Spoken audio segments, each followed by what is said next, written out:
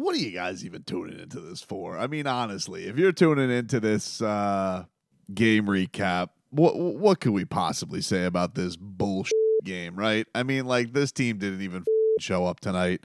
Do I have to show for this this recap? Because I'm not even mad. I'm just like, all right, run of the mill NBA blowout. Looked like a team that was freezing their ass off in Canada. Can't wait to get home. Came with no effort, disgraceful effort in the first half of that game. It was 78-43 at the half. Like, they got outshot from 3, 14-1. Like, do I have to go any further in this game than just going to the 3-point box score and just be like, first half, they were 14-22 from 3-point range. The Heat, 1 of 16. Wasn't very competitive. The Heat didn't really feel like being competitive because they weren't hitting any shots, and they really weren't forcing the Raptors to miss any shots. So kind of a disgraceful effort on defense. Spo said as much. He said that the starters did not set the tone. I concur. They did not set the tone. And just, I mean, we can go here. We can look at the offense and be like, well, nobody in the Heat really brought it on offense. Nobody cracked 20 tonight. I mean, is the story of this game offense? The story of this game was the Raptors couldn't damn miss. The Heat wouldn't do anything to force them miss. Valiant effort in the third quarter to kind of, get it to within striking distance. But it's like, you need everything to go perfect. You need the Raptors to completely fold up shop and, completely wilt for that to happen. I guess the thing that's concerning about this road trip, and I mentioned this today on the radio show, and we talked about this in the last recap, is that the wins have been ugly, but the record looks pretty. And I think that the Miami Heat have been winning these games in the mud, and that, since the Thunder game where they got a little bit outgunned there at the end, Miami has been trying to kind of drag this game, squeeze these games to death. And you have a road trip where you get Jimmy Butler back. That's obviously huge to have your top 3 guys back together. So I think there's a little bit of insickness that has to happen there. But to be fair, like, look, the Miami Heat not having Jaime Jaquez Jr. is a big deal. I think that, he brings an element to them, and it brings a youthfulness to him that really helps, especially in go-to moments to get offense and can get his own bucket. Jovic did some sweet ass things tonight. I love that guy. So that was about the only enjoyable thing, was to see Jovic kind of do his thing there in the third quarter. But just one of those games where it's just like, in the regular season, it's game 41. It's the halfway point. There's 7 games over. Jimmy Butler said after the game tonight, he says, we cool, like that. And I agree. It's like, they're good. It's not one of these things where I'm totally worried about anything yet, but it is a fascinating time, because it is trade season. We're 3 weeks away from the NBA trade deadline.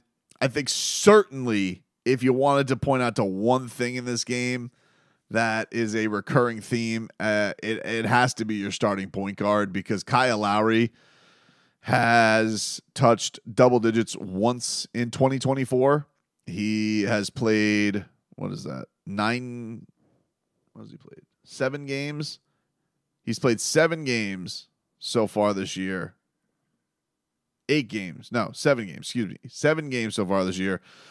He's scored 8 points, 10 points, 6 points, 6 points. Hurt his hand. He missed 2 games. 0 points against the Charlotte Hornets. 2 points Monday night against the Nets. 4 points tonight. He was 2 of 9. 0 of 6 from 3 from Kyle Lowry. He's not hit a 3-point shot in his last 3 games. In fact, Kyle Lowry in his last 10 games has hit double digits twice. Look, if there's an obvious upgrade on the team to make, it's Kyle. From just a everyday production standpoint, I get it. He's not all points. He's going to do competitive things. Spo's going to say he's the ultimate winner. He's got the big expiring deal, so that's always appealing to teams that want to get stuff off the books. I And I think him being an expiring deal could attract some people here at the end of the trade deadline as far as what Miami's going to want to do. For the record, DeJounte Murray hit a buzzer beater tonight for the Hawks, who are coming into town for UD night, and beat the Magic. So there's that. And you did have the deal today with Pascal Siakam going to the Indiana Pacers, who, of course, can score like crazy. Now, I'm not a big believer that's going to translate over to the postseason. I don't think that's viable, but they're still a team that's like right there with Miami, and they saw an opportunity for them to make a move. And if you look right now around Miami, where Miami right now is 6th in the Eastern Conference, the Knicks, they went and they traded OG Anunoby for OG Anunoby. The Pacers, they went and traded for Pascal Siakam. Cleveland's in a bit of a weird spot right now because Cleveland is very, very banged up, but they have been rolling lately. They're absolutely killing it, which likely takes Donovan Mitchell out of the trade market. And so it is interesting. It's going to be interesting to see from the Heat's perspective, do they do anything? I'm not expecting them to. I'm not expecting. Why? Because they don't make trades, dude. They have not made trades in a while. So I told you, I'm not sitting here and I'm not picking up my whale phone and I'm not putting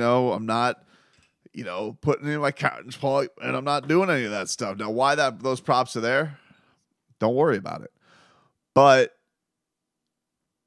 it's tough not to look at that point guard spot. The Heat are already thin at guard as it is. There were reports today that Terry Rozier's big preference is to come to the Miami Heat. We'll see what happens. But yeah, this was an absolute stinker. I don't really feel like breaking anything down because there's nothing to break down, quite frankly. They got drubbed. They got absolutely drubbed. They got shot. They got shot out of the gym today. Toronto was 20 of 38 from downtown. The Heat at 6 3-pointers. What else needs to be said? They played like it too. They went about it and they're just like, nah. But it was interesting hearing some of the guys in the locker room afterwards talk about, Ira was asking about their assessment, 41 games. Kyle Lowry, his assessment was kind of hard to assess. We haven't really been together that much. Top 3 guys haven't really been together this much. And, Kyle, the only thing I'll say with Kyle, if you want to be, see, I was going to go into this and I was like, I saw people ripping Kyle and I'm like, well, what's Kyle's averages? What's Kyle been doing lately? And then I was like, well, Kyle did just hurt his hand. Does that have something to do with it? But then you kind of look around the hand injury. I mean, the numbers aren't really much different. He's just not a threat out there offensively. He's not. He's coming about this. And this is kind of I felt like Kyle was having a pretty nice season up until recently. I felt like there were some decent games there from Kyle Lowry. It just feels like it's really, really slowed down for him. True to form, that is, with everybody kind of getting healthy and Bam and Tyler and Jimmy and back. And he's just kind of lost in the shuffle there. And you watch these games, I wonder if we're going to get back to a spot where Spo's going to tell him, like, maybe it's best that you come off the bench, dude. Like maybe it is best that Kyle Lowry comes off the bench and they have a unit of, Kyle and Duncan and Kevin Love and go with a starting lineup, put Jaime in the starting lineup. I think that would be like ideal scenario for me would be let's just get as much Jimmy, Bam, Tyler, Jaime, and Jovic together. Jovic, obviously probably won't close games, but I'm just saying even without making trades, I just think that Kyle having that time to kind of dictate things seems like it would make a lot more sense to me.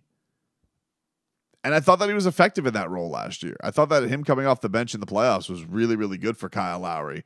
Obviously, you don't have a Gabe Vincent, so it's a little bit awkward as far as saying, like, well, we don't have a true point guard. But Tyler does a good enough job. He does. Tyler does a good enough job in that role. And I don't know. I just think that whenever it's just so clear, like once the top 3 dogs are there, And now that you have Jovic there too, so you have 5 guys out there in the starting lineup.